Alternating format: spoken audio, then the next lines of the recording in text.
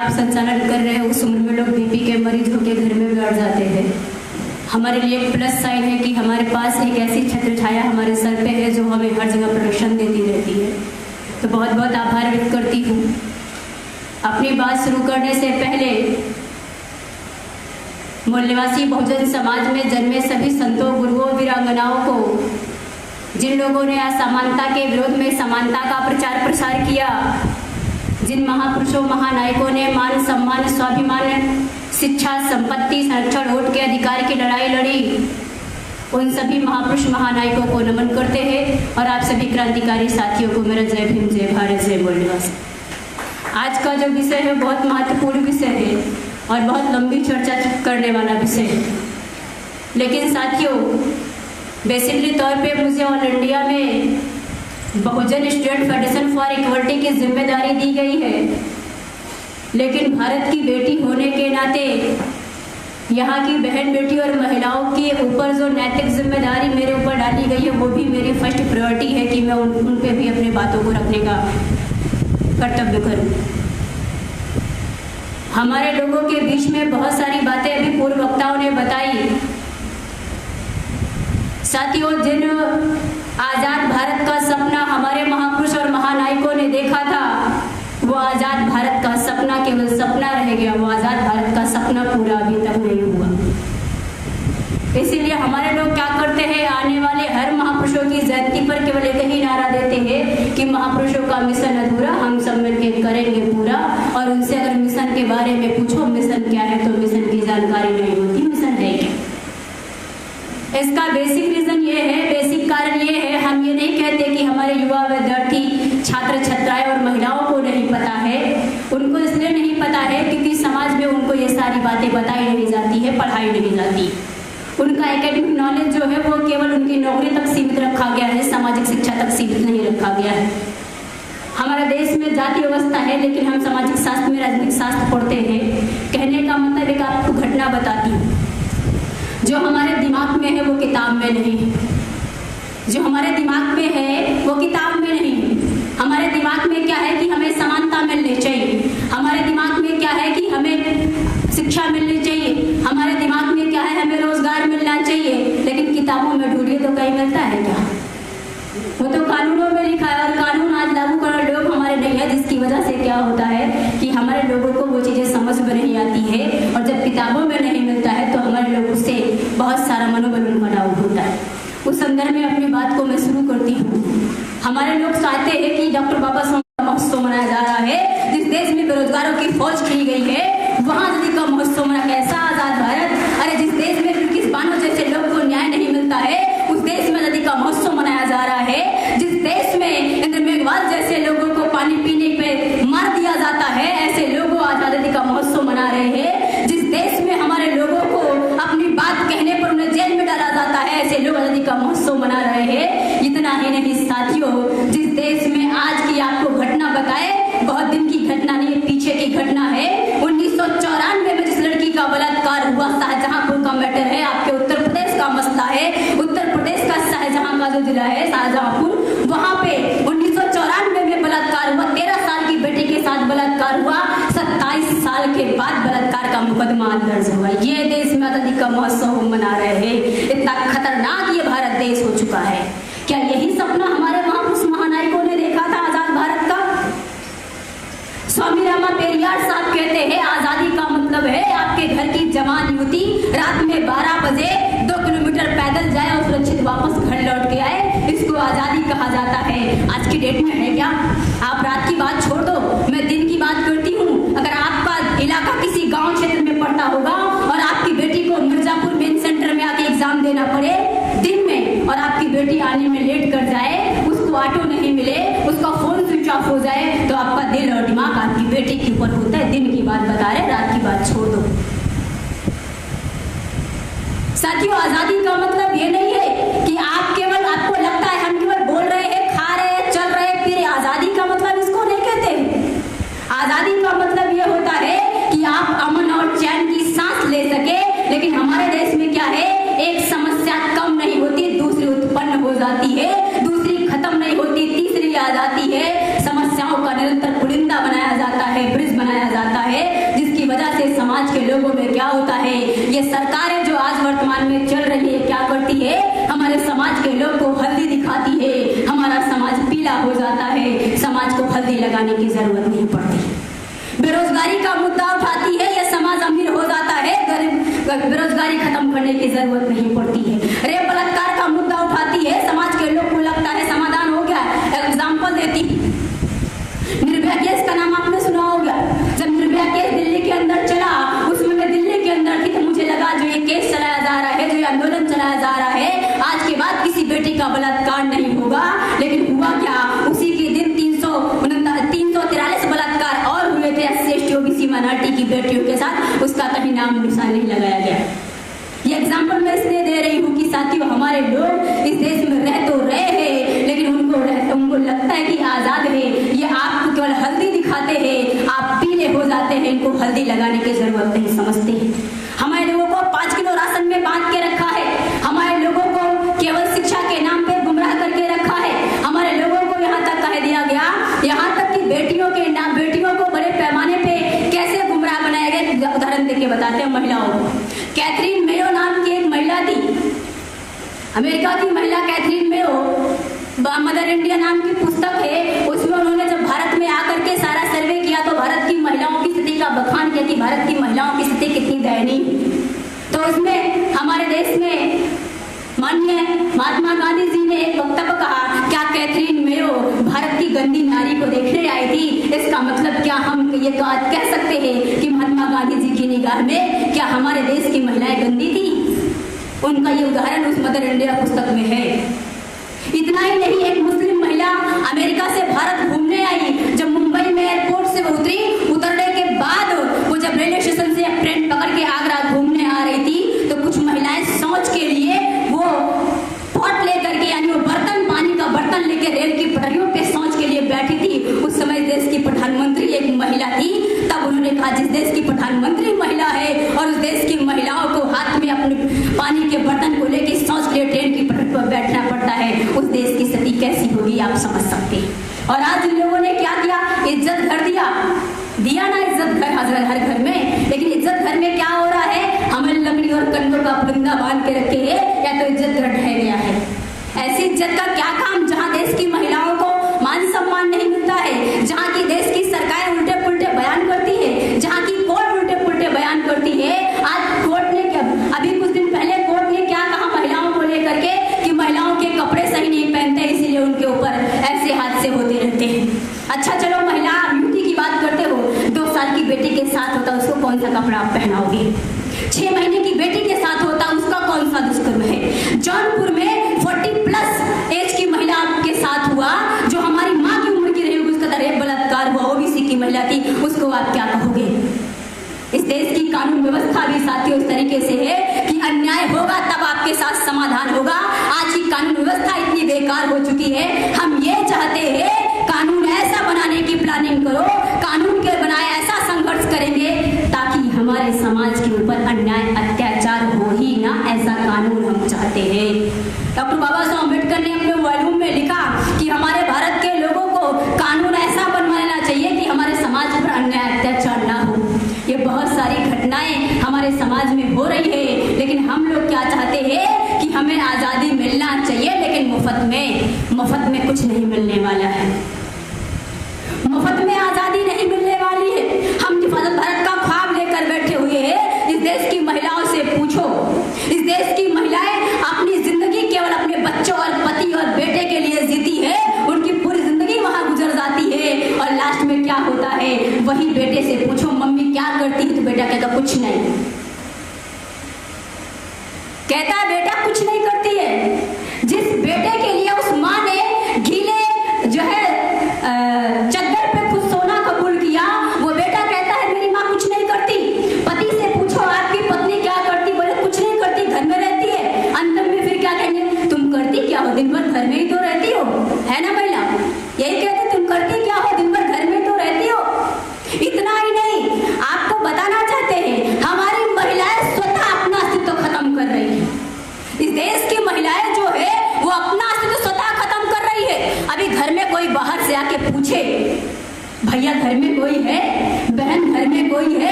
गया है, मानसिकता इतनी ज्यादा हमारी डैमेज कर दी गई है कि हम खुद के बारे में सोच नहीं पाते।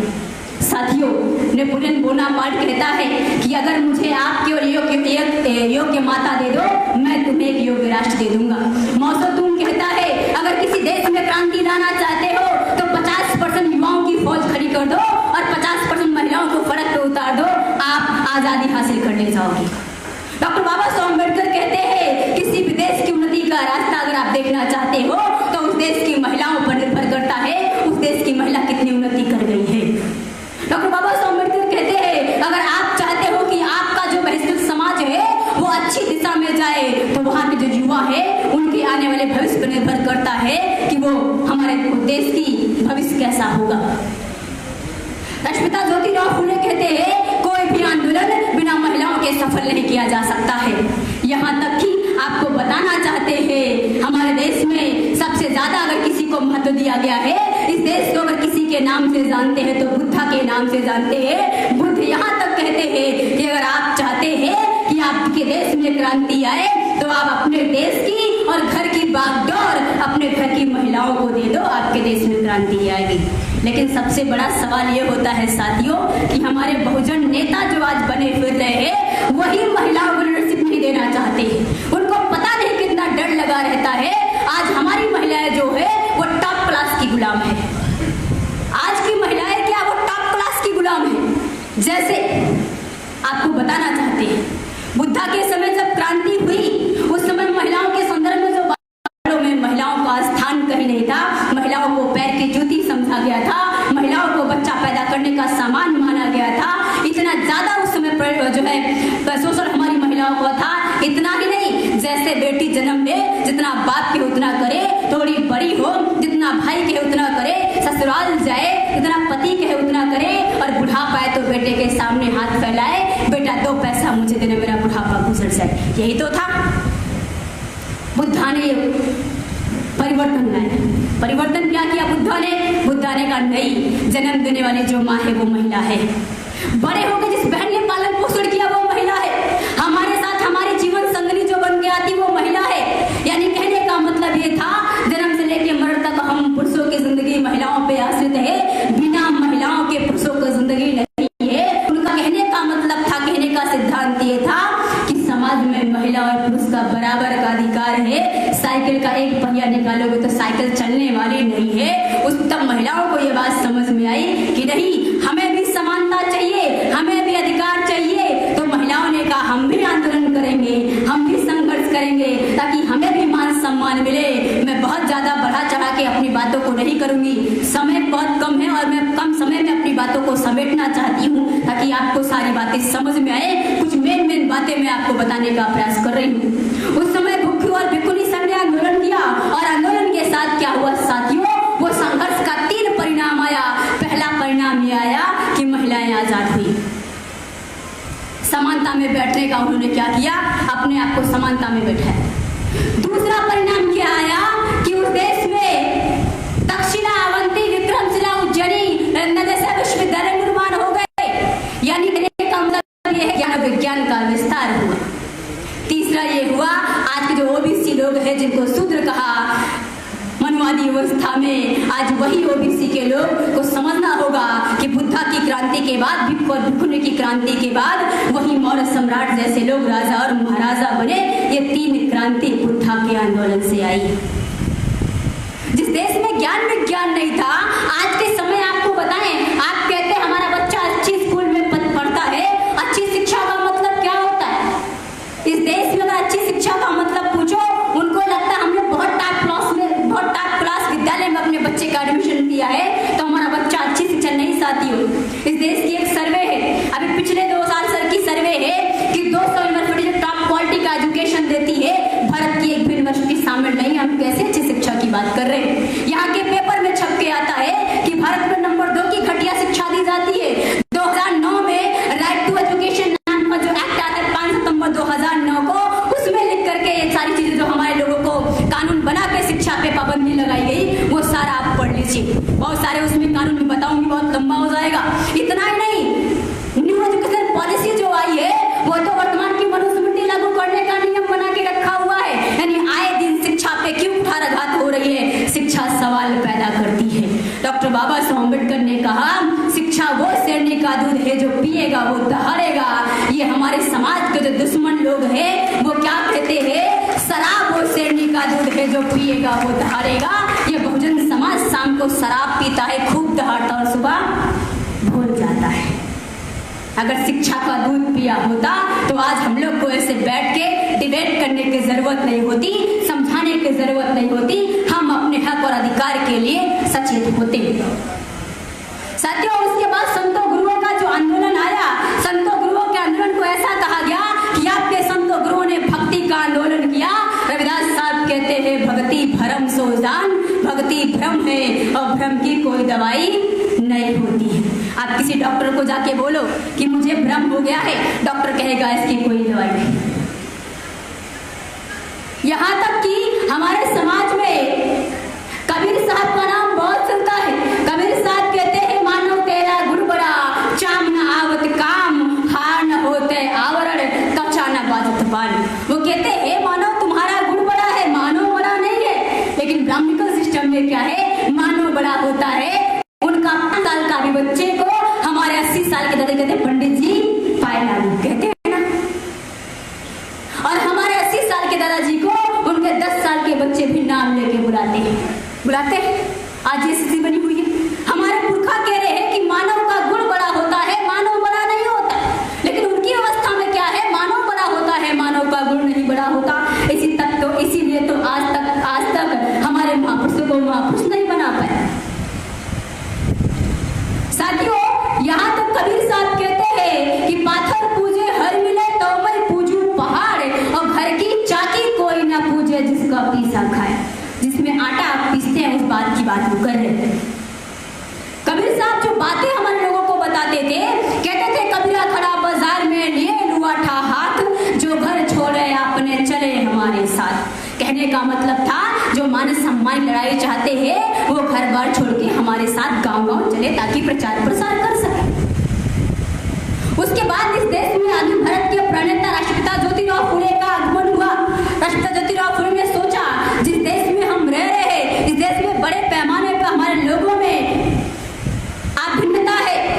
यानी हमारे लोग क्या कर रहे हैं, आपस में बैठ के खा नहीं रहे, पी नहीं रहे, बात नहीं कर रहे, समझ नहीं रहे। हमारे लोग के गले में हानि, कमर में झाड़ू है, महिलाओं के कमर के ऊपर कपड़ा नहीं है, जिस तालाब में कुत्ते में बिल्ली टट्टी करते हैं वहां का पानी पीने का अधिकार नहीं है। यहाँ तक कि हमारा ये समाज उस समय जब भूखा होता था तो आसमान की तरफ देखता था। क्यों? गिद्ध कहाँ मर रहा होगा, जहाँ गिद्ध मर रहा होगा वहां जानवर मरा होगा। यानी भूखे, अगर भूख लगी है तो ऊपर देखना पड़ता था कि गिद्ध कहाँ उड़ रहा होगा। कि मरे हुए जानवर का मांस हमारा ये समाज जानवर की तरह खाता था। लेकिन वही महापुरुष 1848 से लेकर 1956 108 साल का संघर्ष किया, जिसके बाद हमारे समाज में डॉक्टर, वकील, प्रोफेसर, इंजीनियर पैदा हो गए। जिस गले में हाडी, कमर में झाड़ू था, उस गले में टाई और कमर में बेल्ट आई।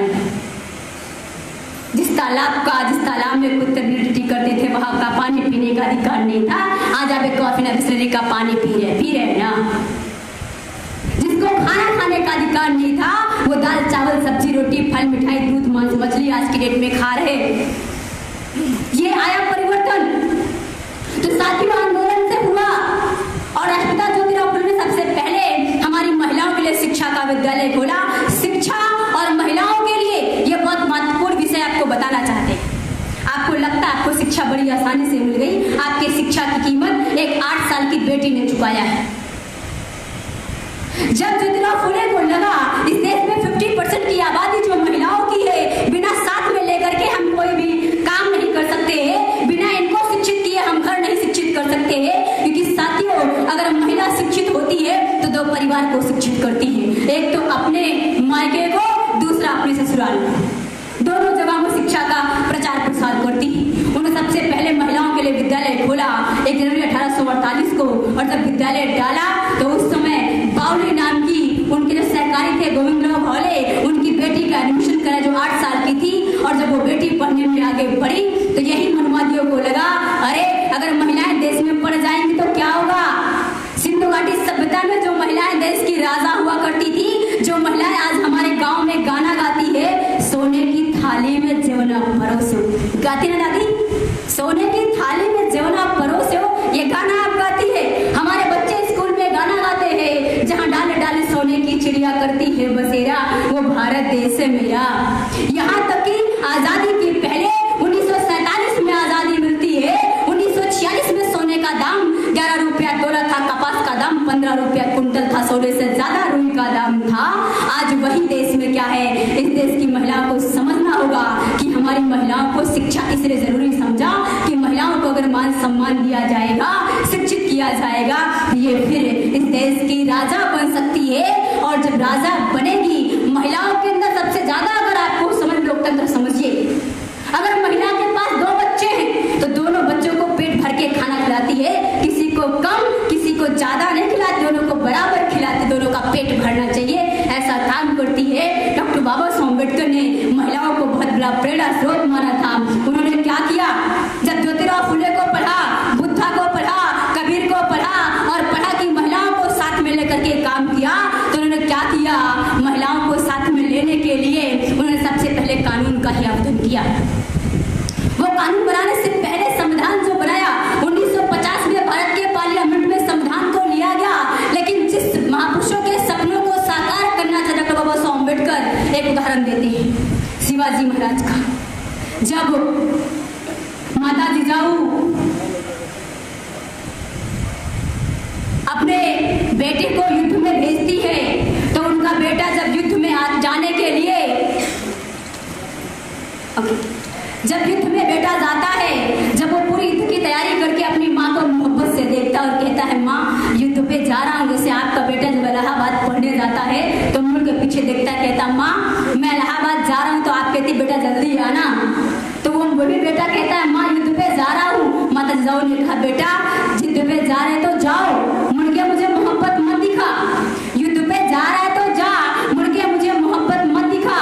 अगर जीत के आएगा तो जश्न मनाऊंगी और हार के आएगा तो छोटे बेटे को योद्धा बनाऊंगी। हमारी माँ क्या कहती है, बेटा कहीं मत जाना। हमारी माँ कहती है, बेटा कहीं मत जाना, घर में रहना। आप मुझे बताओ, इस देश के जो नौजवान साथियों हैं, उनको ये आह्वान करना चाहती हूँ, आपके पास 2 रास्ते हैं। पहला रास्ता या तो सामूहिक संघर्ष करो, दूसरा रास्ता या तो मर जाओ। मेरी बात बुरी लगेगी, उसके लिए माफी चाहती हूँ, लेकिन ये बोलना बहुत जरूरी है। मेरा बोलना सिर्फ मकसद नहीं है, किसी मकसद के लिए आज मैं बोलना चाहती हूँ। मैं यहाँ आई और बोल के चली जाऊँ, यही मेरा मकसद नहीं है। मकसद ये है, या तो हम सामूहिक तौर पे संघर्ष करें या तो सामूहिक तौर पे आत्महत्या करें। ये लड़ाई अगर हमने अकेले लड़ने की सोची तो 3 परिणाम होने वाला है। अगर हम लोगों ने सोचा ये लड़ाई हम अकेले लड़े तो उसका 3 परिणाम आएगा। अगर अकेले की लड़ाई आप लड़ते तो सबसे पहला परिणाम आएगा कि आप या तो मैदान छोड़ के भाग जाओगे।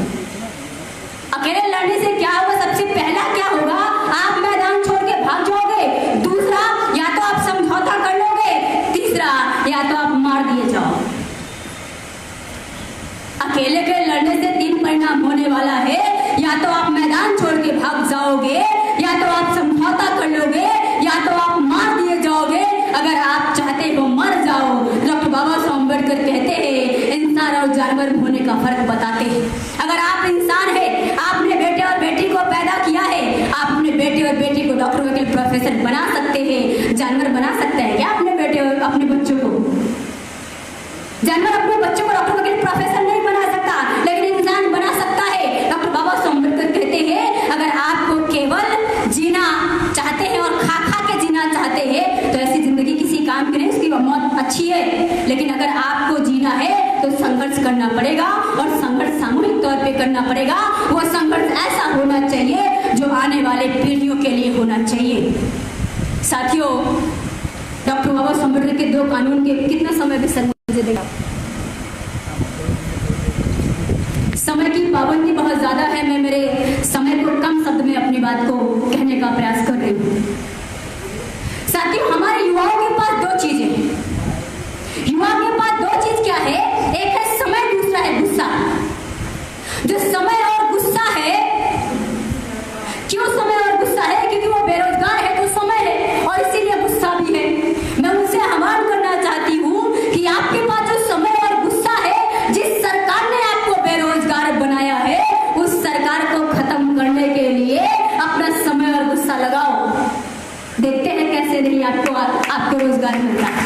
आप महिलाओं से कहना चाहते हैं, जिस व्यवस्था ने आपको गुलाम बनाया है, जिस व्यवस्था ने आपके बेटे और बेटी को बेरोजगार बनाया है, अगर आप पुरुष भाई चाहते हैं कि आपका बेटा और बेटी डॉक्टर, वकील, प्रोफेसर बने, तो आप पुरुषों को महिलाओं का सहयोग करना होगा।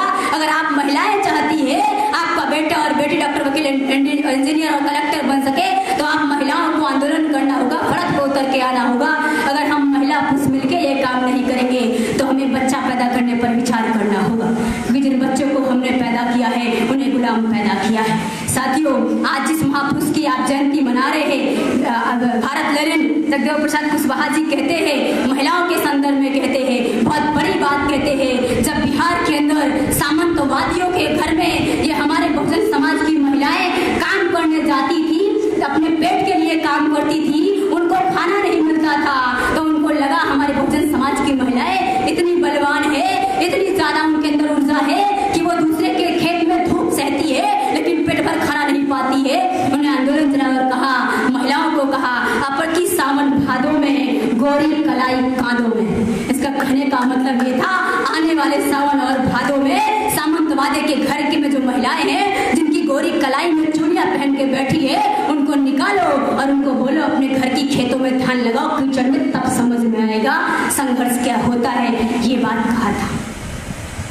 साथियों, बहुत सारी बातें जो छूट रही है, मैं मेरी बात को यही खत्म करती हूँ। समय की पाबंदियां हम सभी के ऊपर है। आप लोगों ने मेरी बात को सुना, समझा और अमल में लाएंगे, इसी आशा विश्वास के साथ मैं मेरी बात को यहाँ खत्म करती हूँ। सभी का धन्यवाद। जय भारत, जय भीम।